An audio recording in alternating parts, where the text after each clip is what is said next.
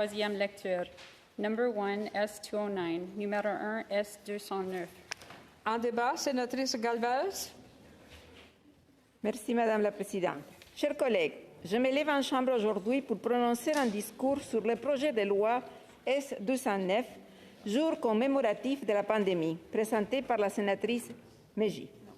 Dans son discours en deuxième lecture, la sénatrice Meji a mis de l'avant 3 raisons pour ce projet de loi.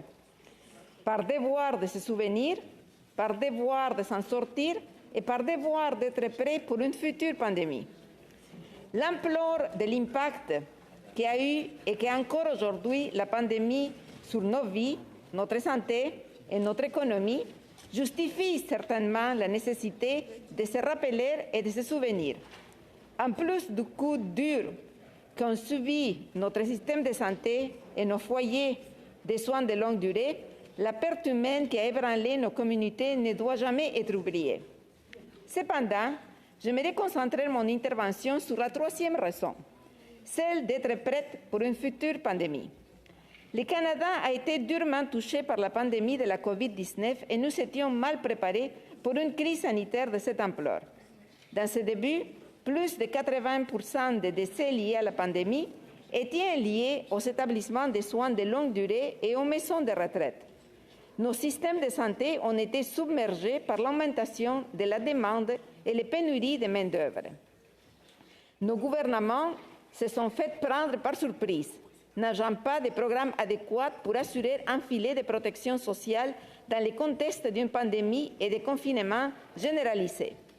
On nous a demandé d'adopter à la presse des projets de loi pour offrir de l'aide aux Canadiens, alors qu'ici même, au Parlement, nous n'avions pas de plan pour assurer la continuité du processus législatif en temps de pandémie. Nous avons dû créer tous ces plans sur place. Pourtant, si nous avions été mieux préparés, nous aurions pu éviter une énorme partie de ces impacts. Du côté commercial et industriel, le Canada s'est retrouvé encore une fois derrière plusieurs autres nations.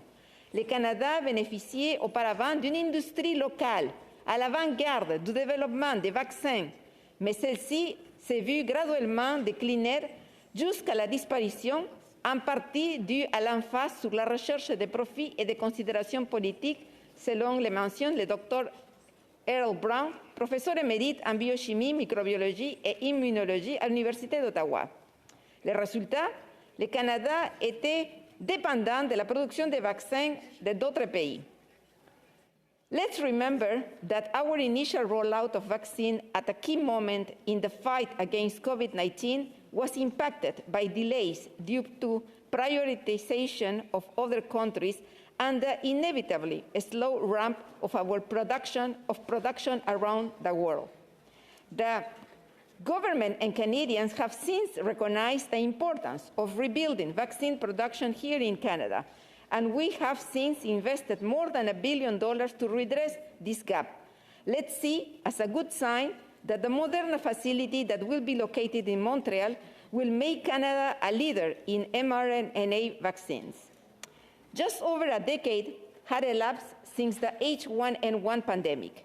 It might not have been as impactful on all of Canadian society as COVID-19 has been, but the experience should have informed policymakers, especially since scientists have been warning us of increased risk of emergence of new infection diseases and pandemics. The lack of emergency preparedness in Canada seems to be a recurring theme. Whether it's for COVID-19, extreme weather events, or climate change, Canada always seems to be in a reactive position. Of course, it is impossible to be completely prepared for any crisis, but proactive planning and prevention and action based on science will minimize the impacts of this crisis as they arrive, and will be extremely beneficial for all Canadians. In fact, according to the World Health Organization, the cost of fighting COVID-19, estimated to be in the tens of trillions of dollars, could end up being 500 times more than the cost of investing in limiting the transmission of new diseases. Colleagues, it's easy to say we will never forget the devastation the pandemic has had on people's life.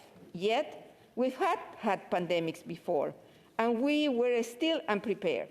When we forget, we become complacent, and we start failing in our duty to prepare Canadians for crisis. If the Pandemic Observance Day can help us remind ourselves of the necessity to be prepared and to adopt effective preventive measures, then maybe we can leave a good legacy to the future generations in the hopes that we have helped them minimize the impacts of the next world pandemic. Thank you. Merci. Miigwech.